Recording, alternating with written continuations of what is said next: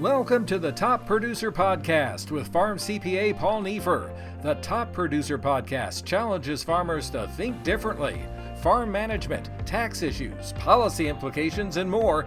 Gain your competitive advantage on the Top Producer Podcast.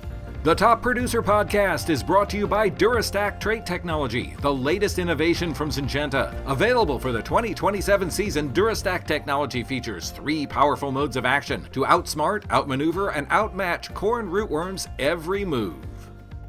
Welcome everyone to the Top Producer Podcast. I'm Paul Neefer, your host, and today we're going to have a conversation with Oleg Alba from AcreStrong. And Oleg, you are based in New York City itself, or are you in New York State? I probably should have asked that up front. New York City. Okay. So are you in Manhattan or in one of the boroughs, or? The lovely island of Manhattan. That is correct.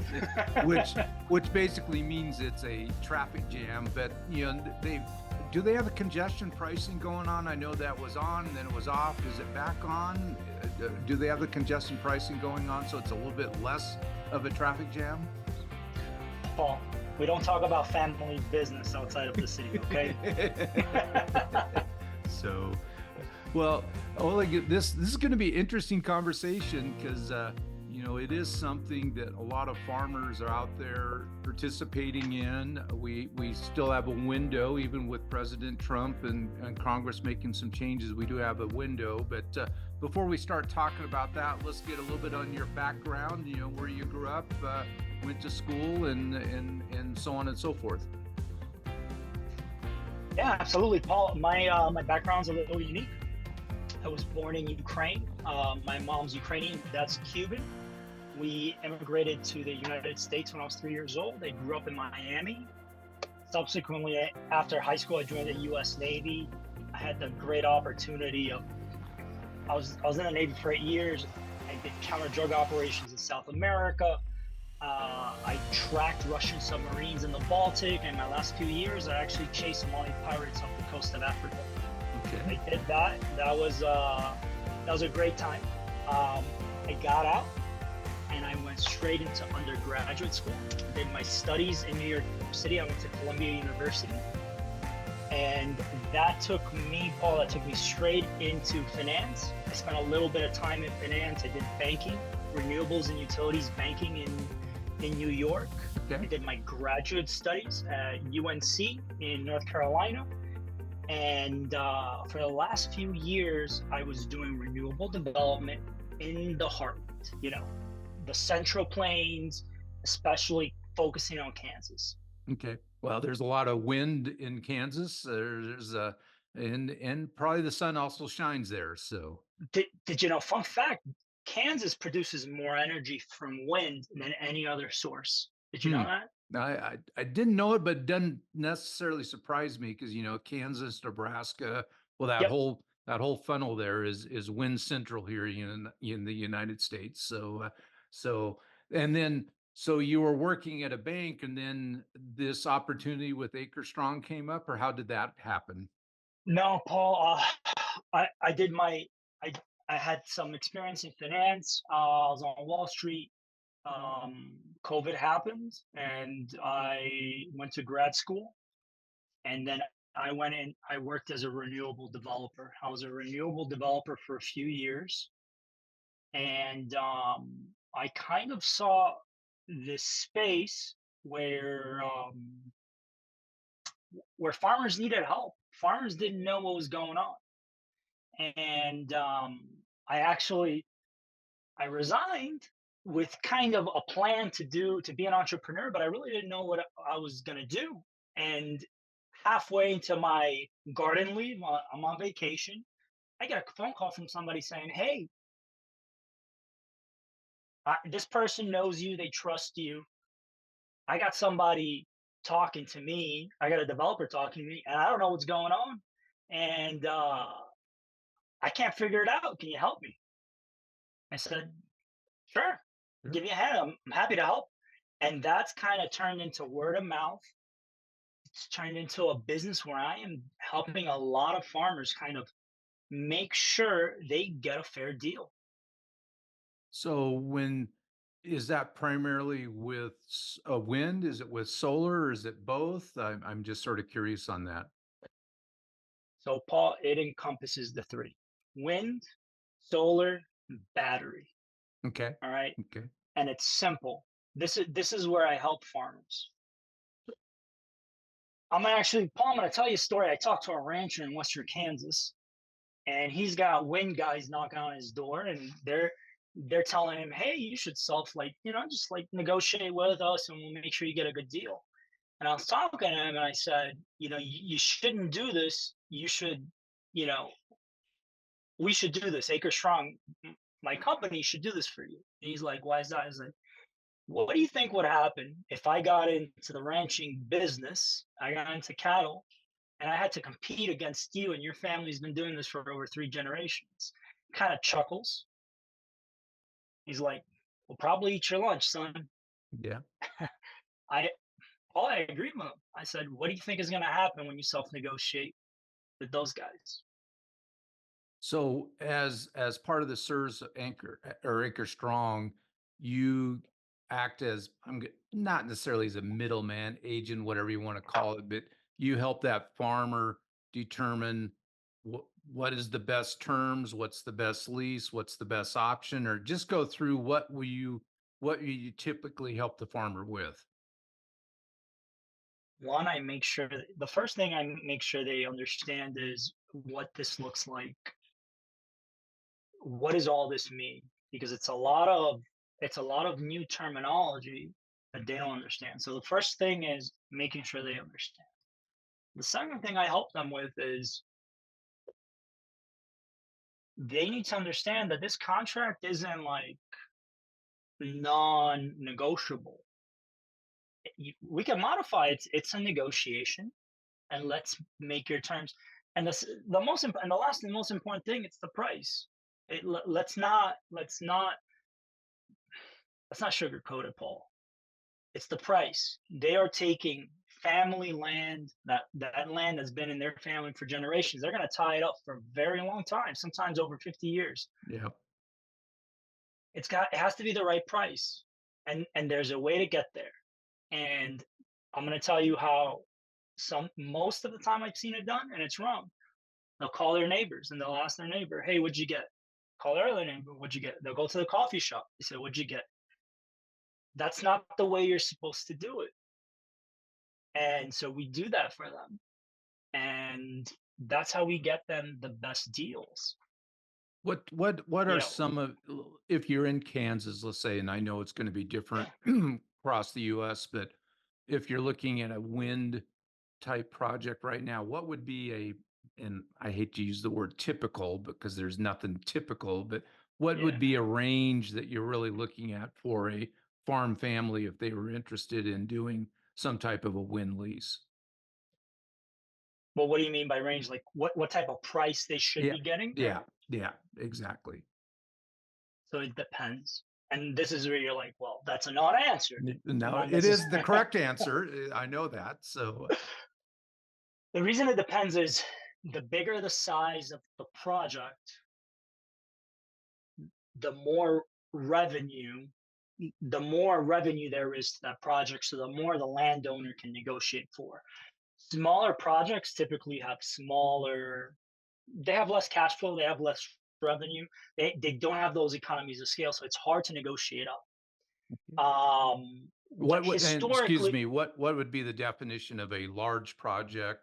Maybe number of turbines, kilowatts, megawatts, I guess it'd be megawatts versus a so smaller one.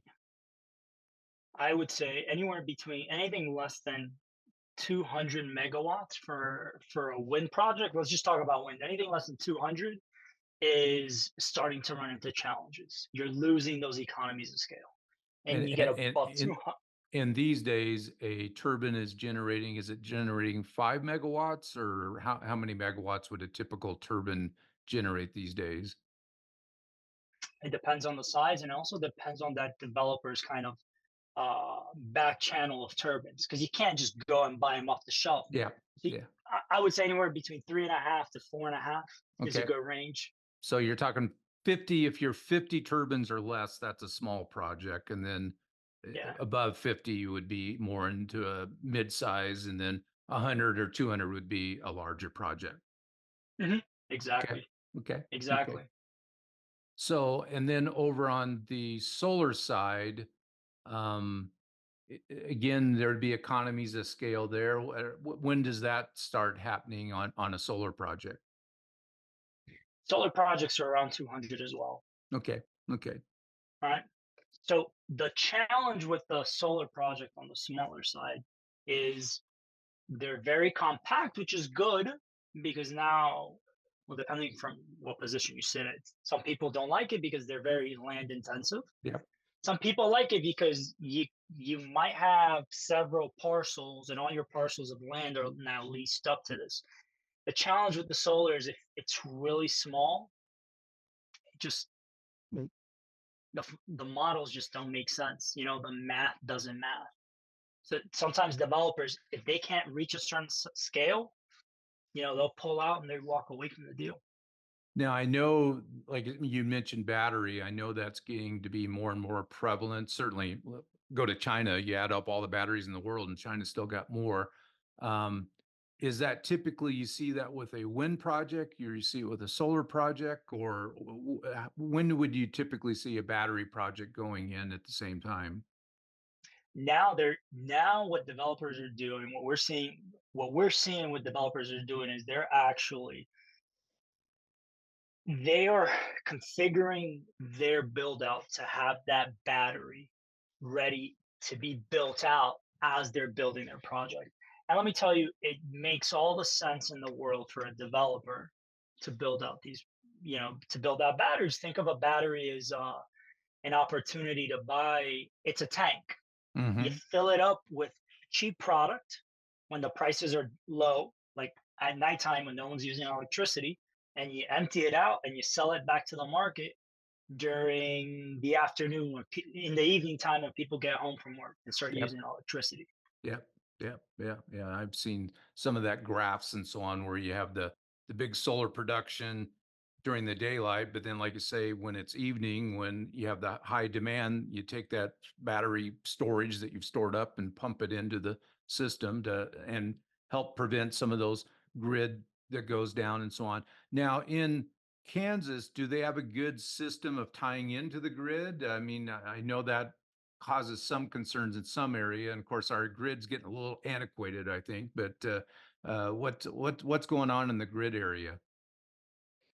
So the grid is having challenges everywhere in Kansas, but throughout the United States. Think of the grid as a hodgepodge of ancient wiring systems all put together so you can have a very new line of grid. You can have a very new transmission line, but you have all these old wires on different sides to it. The challenge is developers are building faster than the grid operators and grid owners are building out the transmission system. Yep. And so what's happening is developers are often encumbered with the problem of, hey, you want to build this large energy facility right here. Well, you need to pay X amount to upgrade the grid so it can handle that amount of energy. Yeah, yeah, yeah, and that plus there are certain parts of the maybe all parts of the country where people just don't want a new transmission line. You know, they fight it, and what should take maybe a year or two to get going takes 5 or 10 years to get going. So I'm not sure unless the federal government comes in and passes some type of law that supersedes local and state and so on. That's probably going to continue, I would think. I think it depends on who's building the transmission system, Paul. It's, you know, some if it's the local utility building out versus it's a private investor. And that's kind of where the two clash, right? Because we're talking about eminent domain. We're talking about, one piece of land can stop the whole project. And for some people, their soil, there's blood in the ground for them. Yeah, Like, yeah, yeah, yeah, yeah. No, so it's no easy decision. do you see, um, Well, first, let's take a break for a sponsor message. Then I want to come back and talk a little bit about some of the tax changes and how that may affect the growth in renewables and so on and so forth. So let's go ahead and take a quick break for a sponsor message. Welcome back, everyone, to the Top Producer Podcast. I'm Paul Neefer, your host, and we're going to rejoin our conversation with Oleg Alba from AcreStrong. So, Oleg, we were sort of talking about wind, solar, battery. Currently, there's a tax credit. Most cases, it's 30%. Sometimes you can get 40%, sometimes you can get 50%. Plus, the developer can go ahead and depreciate the solar or the wind or whatever it might be, at least 85% of that cost. He or she or the developer can then sell that credit. If it's a large enough credit, they'll probably get 93, 95% on the dollar and so on if they can't use the credit. But the One Big Beautiful Bill Act, OBA is what I call it. I sort of hate that name, but that's okay. Um, Makes some major changes. Those credits are going to start disappearing for most developers at the end of 27. Now, if we get a new administration 2 years or 3 years from now, maybe they're going to come back. We just don't know. But what are you seeing out there in the industry right now dealing with those major tax law changes? Paul, we're seeing two big shifts. One, we're seeing consolidation with the bigger shops, and they are just through M&A acquiring smaller positions from other developers who are just less capitalized. And the second shift that we're seeing is a rush to 2027. Yeah. How do you capture that credit? And so developers are getting aggressive in their pricing and their terms. And how do we achieve, how do we get a shovel in the ground before that end date? Paul, I want to note something to your viewers from before the Biden administration passed the IRA. From 1999 to 2020, renewable tax credits were extended over 12 Yep. times. And the Yep. reason that's important to know is I think, and I think I could be wrong, but I think that moving forward, that is exactly what's going to happen again. Instead of having a blanket, 50-year horizon, it's going to be, we're just going to extend it for the next 5 to 7 years. And then we're going to use it as a negotiation mechanism for government. Yeah. Yeah. No, I think you're probably correct on that. Now, will it get extended immediately at the end of 27? It may be at the end of 28. It may be in 29. It may be retroactive. It may not be retroactive. We've had all of that happen in the past. So we'll see what happens.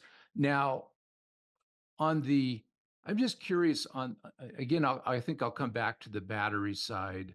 So all the projects that you're seeing right now, you tend to see that, at least on the larger ones, the smaller ones maybe not, but on the larger ones, they are planning on either having a battery as part of that system, or they're designing it so they can add it in fairly easily. Is that correct? From our clients, the clients that we are servicing right now, all their contracts have language in there, Paul, that says, hey, at this point, at any point, the developer reserves the right to place a battery on that land. Okay. And the battery is basically, it looks like a big container, and then it's just a container full of batteries. That's exactly what it is. It's a shipping container filled with batteries. And these batteries, are they? I'm just sort of curious. I'm a curious person at times. Are they a bunch of little batteries that are put together? Is it a huge battery? I'm just sort of curious what the battery might look like. It's a bunch of little ones put together. That's what I thought. So just like in a Tesla or in a car, it's a bunch of little ones that they just, do a series of hooking them all together. So, Yep. now what is maybe the largest project you've seen go in?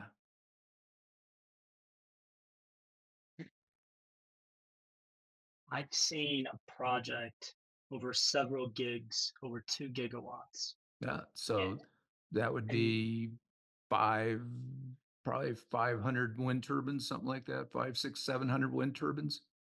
so those large projects, they typically build those large projects in further out west where parcels are larger and there's less landowners. So you might be talking to one or two or just three landowners who just owns hundreds of thousands of acres, and it's easier to deal because you could imagine the difficulty of compiling Yeah. your land fabric for such a large scale. Yeah. Now, of course, I grew up in southeastern Washington. I mean, we're, I wouldn't say we're a huge potential wind state, but we have the grid. So there's been a lot of wind turbines developed out there. Matter of fact, from where I grew up, if you drew a circle of 100-mile circle, you'd probably hit 2,000, 3,000 wind turbines, something like that. I Oh mean, my you God. you would hit a lot of wind turbines. So Okay. so I'm used to seeing wind turbines. Now, for me, I, I don't mind looking at a wind turbine. I don't think I want to necessarily live, 100 feet from a wind turbine, but I don't mind looking at it. But I know there are people that really don't like wind turbines. They don't like solar. But I don't know, we're going to run out of oil and gas eventually.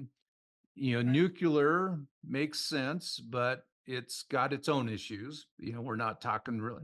I personally think little mini nuclear plants probably make a lot of sense, but that has more issues maybe even than wind and solar. So, where do you see the industry, even if they run out of the tax credit? Likely, they're not going to stop doing these. Is that a way of looking at it? 100%. It's faster to build these things than a gas plant. It's faster and it's cheaper.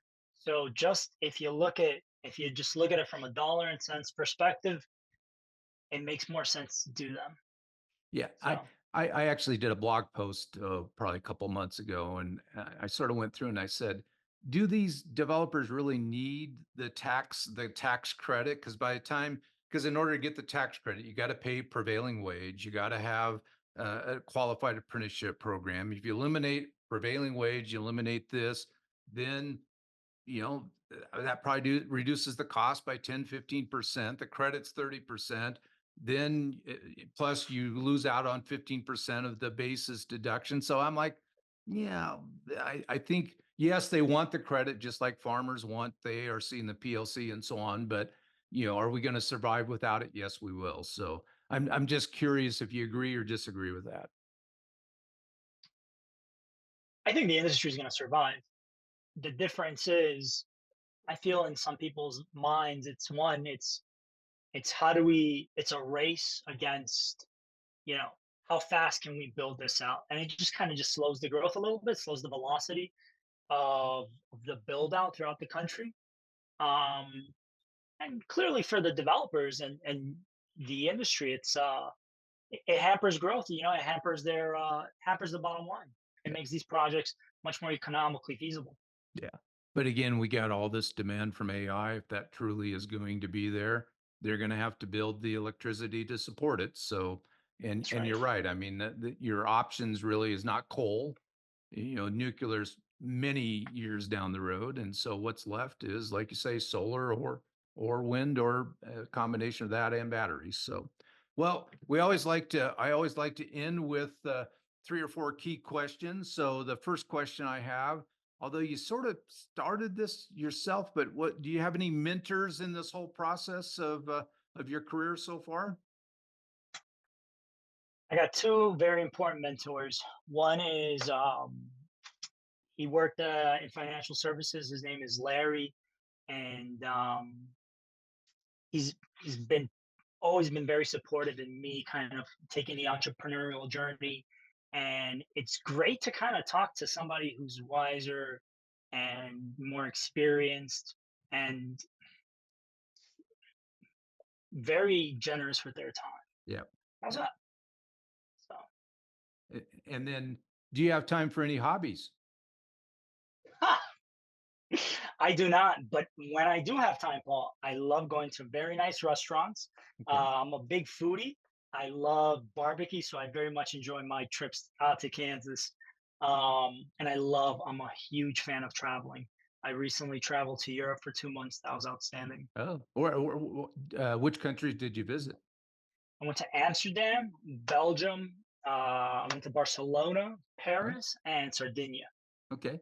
Yeah, a couple of years ago, I went with my son. We actually, we were only 2 weeks and we hit, let's see, we hit Czech, we hit Austria, we hit Hungary, we hit France, we hit Switzerland, and we hit Germany. So it was a bang, bang, bang, bang, which I'm okay with. But is Yeah. there anything that keeps you up at night? Oh, when I get calls from an elderly person and they want to sign the deal because they want to leave something to their grandkids and their kids and cement their legacy, but they don't know what they're doing. The the developer's telling them, if you don't sign this by end of the week, I'm gonna walk away. And it pulls on my heartstrings Yeah. because one, I know it's a bad deal, but two, it's like, you know, what how can I help this person? Like, it's just it's tough to digest when it's an elderly person who just they're in this position Yeah. and they waited to the last minute. So, Yeah. And then finally, what's your definition of success in farming or being an entrepreneur? you know, farming is a good question because I deal with farmers all the time. I think I would define success in farming like this: when you can look out and you see your land and you can say to yourself, I did the best I could, and the decisions I made were the best decisions, not because someone told me, but because I did what I needed to do to make the right decision. Sometimes farmers get pressured to make a decision, and it ain't always the right one. Yeah. They Yeah. really need to do their due diligence. Yeah. And then finally, before we sign off, if a farmer is interested in contacting you or going to your website and so on, what's the best way that a farmer can get a hold of you? Go directly to the AcreStrong website. They can sign up for a consultation. There's a contact number. We have people manning the phones 24/7. We're getting so many calls right now, Paul. It's incredible to hear from people always saying, "Where were you 3 years ago when my cousin was signing this Yeah. deal?" Yeah. So, well, good. Anything else you'd like to add before we sign off? The only thing I'd add is just be cautious before you sign. A deal's a deal, even a bad deal. Yeah. Well, good. Thanks a lot, Oleg. And this has been the Top Producer Podcast. And this is Paul Neef, your host, signing off. Thanks for joining us. We'll see you again soon for another new episode of the Top Producer Podcast. Be sure to like and subscribe. And remember, all episodes are available on Farm Journal TV and anywhere podcasts are found.